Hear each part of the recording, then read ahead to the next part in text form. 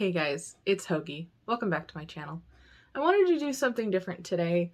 I know I said I was going to film me injecting myself with testosterone for the first time, and I do want to do that video, even though it won't be the first time. I do want to film myself giving myself some testosterone. But I was figuring it's my first time doing it by myself, and I didn't want to overly stress myself out, so I decided for the first time I did it, I would just do it myself and without recording. So that video is forthcoming, but it's not gonna be immediately like this week or next week. So just keep an eye out for that. What I wanted to do today though is something kind of lighthearted. I know it's not really my brand of video. I'm not really a reactions type of channel, but I figured I'm going through a lot right now. People I love are being sick. They don't have COVID or anything, but they're sick and they're miserable. And I'm not really in the mood to talk about serious subjects. I just want to do something lighthearted to lift my spirits. So I'm just going to react to some of my favorite trans memes. And I thought you guys would enjoy this. So let's go. So I got my iPad here because I film on my phone, so I can't really be looking at memes while I'm on my phone. But anyway, the memes are here. First one. Non-binary people don't exist. I guess I am a sandwich. Which is funny because I am Hoagie and I am also a sandwich. I do identify as a non-binary trans man, so this is still relevant, and yes, I guess I am just a sandwich. My legal name, my preferred name. Which one do I pick? That's such a problem when I'm at the doctor's office or when I have to give someone my name and they're in any way in a position of authority, like the government or a company that might, have my official information. I'm always afraid to give them my real name, and I'm afraid to give them that if I don't give them my legal name, that something will happen and they won't recognize who I am and they won't register me correctly. And it worries me because I want to go by who I really am, but also I haven't changed my name yet. It's gonna happen. It's gonna happen. I'm gonna change it hopefully in the next 12 months. I'm hoping. But right now, it's kind of hard when you're making a doctor's appointment and they're like, what's your name? I'm like, what name do I give them? It's usually my legal name just because I want to make things easier. No offense, but can y'all also normalize trans guys that don't bind? There's guys who don't want to, choose not to because of the risks, and guys who can't because of medical reasons. Not every trans dude is wearing a binder 24/7, and some don't ever. Titties out is a gender-neutral look. Titties out is a gender-neutral look. Hell yeah. I hardly ever wear a binder. I think I've spoken about this before. Just because it doesn't do anything. I've got these size H's on my chest, and binding brings them down to a C cup. And I still don't pass, and it's uncomfortable. And I don't really see the point. I know some people have dysphoria to the point where they need to wear a binder just to feel good. And I get that. But all it does is give me chest and back pain, and it doesn't help me pass. So I usually don't do it. So, titties out. Perfectly masculine. Have decided that instead of letting my identity be erased by the government, I'm going to double down and become twice as transgender. Hell yeah. I mean, with all what the government is doing to trans youth, to trans medical procedures in the US, it's depressing. I know it's depressing. And all I have to say to those people is, I'm just going to increase the fucking thing. I'm going to be even more trans, and there's nothing you can do about it. Trans men. I can ignore the short sleeve pattern shirt. It's not, I'm sorry, I can't do it. Me. Absolutely me. Whenever I go to DXL to get new shirts, because they're the only place that fits me, I always look for the weirdly patterned shirts. Not like checks, not like plaid, Not like gingham or anything, but like just weird shit. I want the weird shit. I have like a lime shirt that's like blue with like limes and margaritas on it, and it's one of my favorite shirts because it's just so fucking weird. I would buy all those shirts all the time, and the problem is they don't, even if I buy them on Amazon, sometimes they don't fit me, and it makes me upset because I want to be that weird trans kid, trans adult. But my size prevents me from doing that, and that's a whole other video. Oh look, it me, trans man, check mark. It's me. When I talk about liking guys and someone assumes I'm a straight girl, I'm a good person. I don't deserve to be mistaken for a heterosexual. Yeah, because I don't pass, and my voice is high, at least for the moment. And no matter what I do, I don't pass as a man. Even when I dress masculinely, people assume I'm just butch.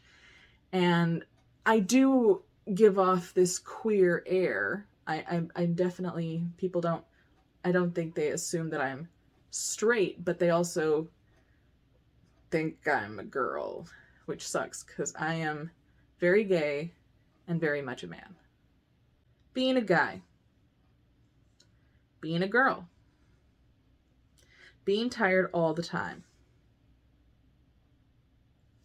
Yup. With the fibromyalgia and the rest of the chronic pain, I have bad knees. I have exercise intolerance. It sucks because I'm tired all the time. And there's nothing I can do about it except, take better medication and try to be a healthier person. But even then, I'm never going to be completely healthy because I do have all these chronic illnesses. I mean, just the depression alone makes it difficult for me to get out of bed. But I'm here, bitch. Trans masks. How I feel. Big roaring lion. Hell yeah. How I look. Tiny baby kitten. It's me.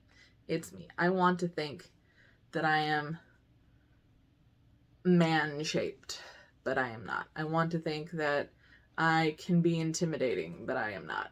I want to think that I can pass some of the time, and I don't think I have ever passed as a man, except maybe one time when I was binding with ace bandages for a cosplay before I realized I was trans. So that's about it. I wasn't even trying and I passed. It was weird. But what's in your pants? Slaps every pocket like I'm about to go out. Slaps every pocket again. Yeah, me. It doesn't matter what's in my pants. What matters is what's in my pants. Do I have my phone? Do I have my wallet? Do I have my keys? That's what's important. It doesn't matter what else is in my pants. Being a feminine girl. Being a feminine boy. Me.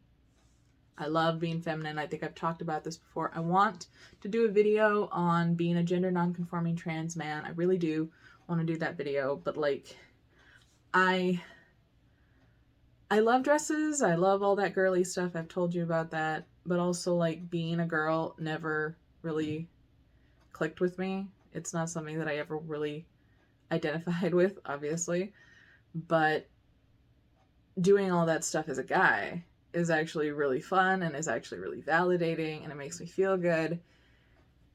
And there's a big difference. It really is. It's like, well, if you want to be feminine, why do you want to be a man? Why don't you just be a woman or a gender non-conforming woman? And be like, because it's not what I am. Because presentation and gender identity are two different things. And I don't know. It just makes me happy. Me trying to dress masculine. My hips and thighs. Bam! Yep. That's the issue, isn't it? I mean, not just the hips, but also like the chest and everything. Like, I am just a very round person. And even men who are round aren't as round as I am. I'm very round. I'm shaped like a friend.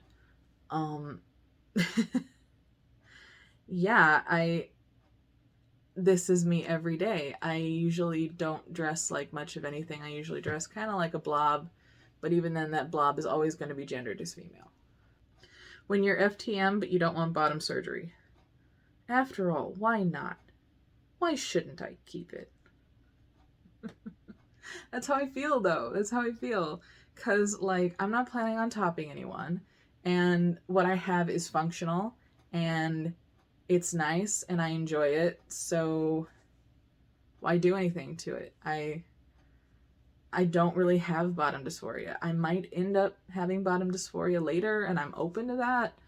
But right now, it's not a necessity for me. I'm perfectly fine with what I have as long as my partners are okay with what I have, which is my fear that they won't be. But if they aren't, then, you know, they're not the kind of person I want to date anyway. Mulan being the awakening. Transgender people, bisexual people. Is true, though. I mean, I went on a whole thing about how one of my first experiences with identifying dysphoria was when I cried to reflection, just sitting on my floor, just scream crying and sobbing and singing that song. And just, I was 6 years old. I was 6 years old. It was a trip, man. But I love that movie. And it's absolutely true. Like, I didn't know what it was at the time. I didn't know why I identified so much with Mulan, but now we know. Let me leave you with this one. Me, gender euphoria. Yep. Just get it all over me. Just pour it on me. Just get it on me. I will take as much gender euphoria as I can get, which is not a lot, but sometimes I have my moments of gender euphoria, like when I'm dressed really nicely and I look at myself in the mirror and besides my chest, I look the way I want to, or when sometimes I'll Photoshop myself into looking more masculine, and that's always nice. But yeah, give me as much gender euphoria as you possibly can. Pour it on me. Pour some sugar on me. And that's about it. That's all I'm going to do today. I hope you enjoyed it. I like doing this. I think it'll be fun. Now, I don't know how the editing process is going to go because I do edit on my phone. But, you know, hopefully it works out. And I'll let you guys know when I'm going to be doing my next, when I'm going to be doing my testosterone injection. So that you can keep a lookout for that. Thank you for watching. If you enjoyed my content, consider liking and subscribing. I put out new videos every Wednesday and Saturday. I will see you guys next time. Mwah.